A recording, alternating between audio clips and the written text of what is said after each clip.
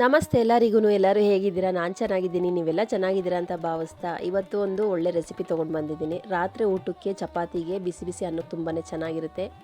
ನಾನಿವತ್ತು ಮಾಡ್ತಾ ಇರೋದು ಹೀರೆಕಾಯಿ ತುಂಬ್ಗಾಯಿ ಮಾಡ್ತಾಯಿದ್ದೀನಿ. ಅಂದರೆ ಎಣ್ಗಾಯಿ ಮಾಡ್ತೀವಲ್ವ, ಅದೇ ರೀತಿಯೇ ಹೀರೆಕಾಯಲ್ಲಿ ಮಾಡ್ತಾಯಿದ್ದೀನಿ. ಹೇಗೆ ಮಾಡಿದೆ ಅಂತ ವೀಡಿಯೋದಲ್ಲಿ ಡೀಟೇಲಾಗಿ ಶೇರ್ ಮಾಡ್ತೀನಿ. ಇನ್ನು ಯಾರೆಲ್ಲ ನಿಸರ್ಗ ಕುಕಿಂಗ್ ಚಾನಲ್ನ ಸಬ್ಸ್ಕ್ರೈಬ್ ಮಾಡ್ಕೊಂಡೆ ನೋಡ್ತಾ ಇದ್ದೀರೋ ದಯವಿಟ್ಟು ಸಬ್ಸ್ಕ್ರೈಬ್ ಮಾಡ್ಕೊಂಡು ನೋಡಿ. ಇಷ್ಟವಾದರೆ ಒಂದು ಲೈಕ್ ಮಾಡಿ, ನಿಮ್ಮ ಫ್ಯಾಮಿಲಿ ಫ್ರೆಂಡ್ಸ್ಗೂ ಶೇರ್ ಮಾಡಿ. ನನ್ನ ವಿಡಿಯೋನ ಎಲ್ಲ ಸ್ಕಿಪ್ ಮಾಡ್ದಂಗೆ ನೋಡಿ, ನಾನು ಅಷ್ಟೇ ಕೇಳ್ಕೊಳ್ಳೋದು. ಇಲ್ಲಿ ನಾನು ಅರ್ಧ ಕೆಜಿ ಹೀರೆಕಾಯಿ ತೊಗೊಂಡಿದ್ರೆ ಸ್ವಲ್ಪ ದೊಡ್ಡದಾಗೇ ಸಿಪ್ಪೆಲ್ಲ ತೆಗೆದು ಕಟ್ ಮಾಡಿ ಇಟ್ಕೋಬೇಕಾಗುತ್ತೆ. ಫುಲ್ಲು ಕಟ್ ಮಾಡೋದು ಬೇಡ, 2 ಹೋಳು ಮಾಡಿದ್ರೆ ಆಯಿತು. ಅಂದರೆ ಅರ್ಧ ಇರಬೇಕು, ಅರ್ಧ ಕಟ್ಟಾಗಿರಬೇಕು. ಇದೊಂದು ಮಸಾಲೆ ರೆಡಿ ಮಾಡ್ಕೊತಾ ಇದ್ದೀನಿ. ಮಿಕ್ಸಿ ಬಟ್ಲು ತೊಗೊಂಡಿದ್ದೀನಿ, ಶುಂಠಿ ತೊಗೊಂಡಿದ್ದೀನಿ, ಬೆಳ್ಳುಳ್ಳಿ ಸ್ವಲ್ಪ ಮಸಾಲೆ ಹಾಕಿದ್ರೆ ಸಾಕು, ಜಾಸ್ತಿ ಹಾಕೋದು ಬೇಡ. ಸ್ವಲ್ಪ ಕೊತ್ತಂಬರಿ ಸೊಪ್ಪು ಹಾಕ್ತಾಯಿದ್ದೀನಿ, ಯಾಕಂದರೆ ಅರ್ಧ ಕೆಜಿ ಅಂತ ಬಂದರೆ ಸ್ವಲ್ಪ ಮಸಾಲೆ ಕಮ್ಮಿನೇ ಇರಲಿ.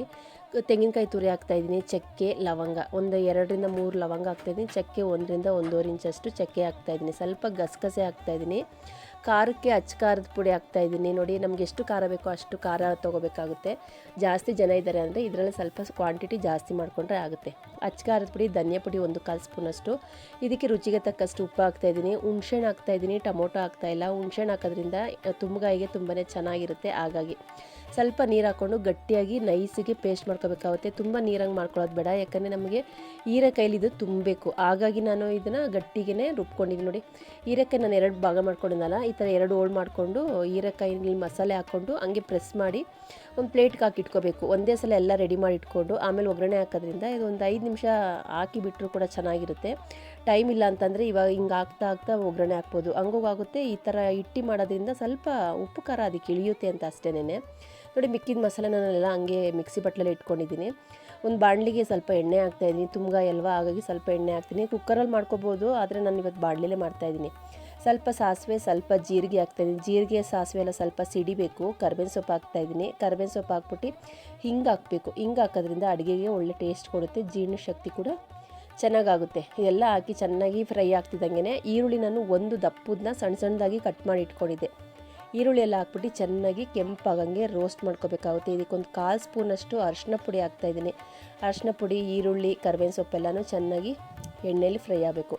ಈಗ ನಾನು ತುಂಬಿಟ್ಕೊಂಡಿದ್ದಲ್ಲ ಹೀರೆಕಾಯಿ ತುಂಬಿದ ಮಸಾಲೆನ, ಅದನ್ನು ಒಂದೊಂದೇ ಆಗಿ ಜೋಡಿಸ್ಬೇಕಾಗುತ್ತೆ. ಹಾಕಿದ ತಕ್ಷಣ ಮಿಕ್ಸ್ ಮಾಡೋದು ಬೇಡ, ಒಂದು 2 ನಿಮಿಷ 3 ನಿಮಿಷ ಹಾಗೆ ಬಿಡಬೇಕು. ಇಲ್ಲ ಅಂತಂದರೆ ಮಸಾಲೆ ಎಲ್ಲ ಆಚೆ ಬಂದುಬಿಡುತ್ತೆ, ಹೀರೆಕಾಯಿ ಒಡೆದೋಗ್ಬಿಡುತ್ತೆ. ನಮ್ಗೆ ಹೀರೆಕಾಯಿ ಹೊಡಿಬಾರ್ದು, ಮಸಾಲೆ ಎಲ್ಲ ಒಳಗಡೆ ಇರಬೇಕು. ಹಾಗಾಗಿ ನೋಡಿ, ನೀಟಾಗಿ ಜೋಡಿಸಿದ್ದೀನಿ.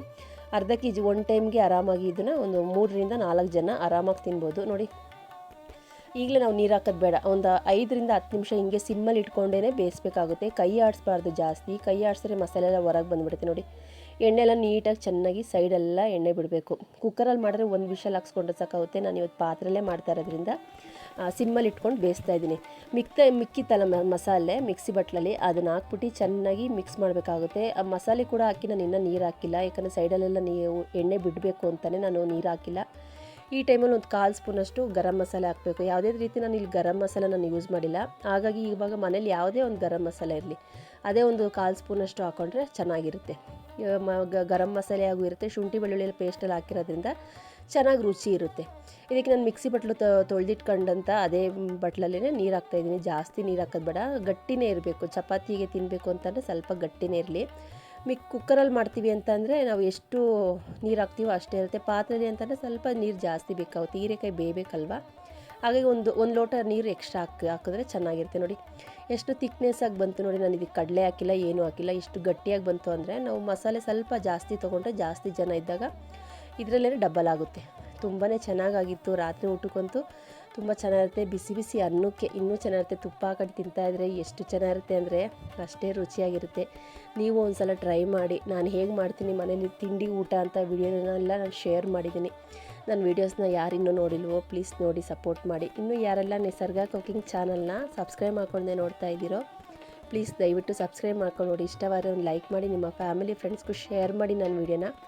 ಎಲ್ಲೂ ಸ್ಕಿಪ್ ಮಾಡ್ದಂಗೆ ನೋಡಿ, ನಾನು ಅಷ್ಟೇ ಕೇಳ್ಕೊಳ್ಳೋದು. ರಾತ್ರಿ ಊಟಕ್ಕೆ ಮಧ್ಯಾಹ್ನ ಬಿಸಿ ಬಿಸಿ ಅನ್ನಕ್ಕಂತೂ ತುಪ್ಪ ಹಾಕೊಂಡು ತಿಂತಾಯಿದ್ರೆ ಪ್ಲೇಟ್ ಫುಲ್ಲು ಖಾಲಿ ಆಗುತ್ತೆ. ಚಪ್ಪರ್ಸ್ಕೊಂಡು ತಿನ್ಬೋದು, ಅಷ್ಟು ರುಚಿಯಾಗಿರುತ್ತೆ, ಟೇಸ್ಟಿಯಾಗಿರುತ್ತೆ.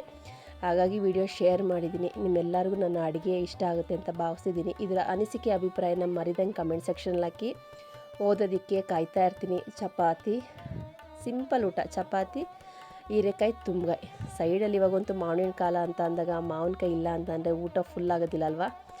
ಎಲ್ಲ ಮಧ್ಯಾಹ್ನ ಬೆಳಗ್ಗೆ ರಾತ್ರಿ 3 ಟೈಮು ಮಾವಿನ ಹಣ್ಣು ಇರಲೇಬೇಕು. ಮಾವಿನ ಹಣ್ಣು ಸೀಸನ್ ಅಂತ ಅಂದರೆ ತಿಂದಿಲ್ಲ ಅಂದರೆ ಹೇಗಲ್ವಾ. ಹೋಗಿ ಬರ್ತೀನಿ. ನಮಸ್ತೆ, ಬಾಯ್ ಬಾಯ್ ಫ್ರೆಂಡ್ಸ್. ಸಿಂಪಲ್ ಅಡುಗೆ ತೊಗೊಂಡು ಬರ್ತೀನಿ, ಕಾಯ್ತಾ ಇರ್ರಿ.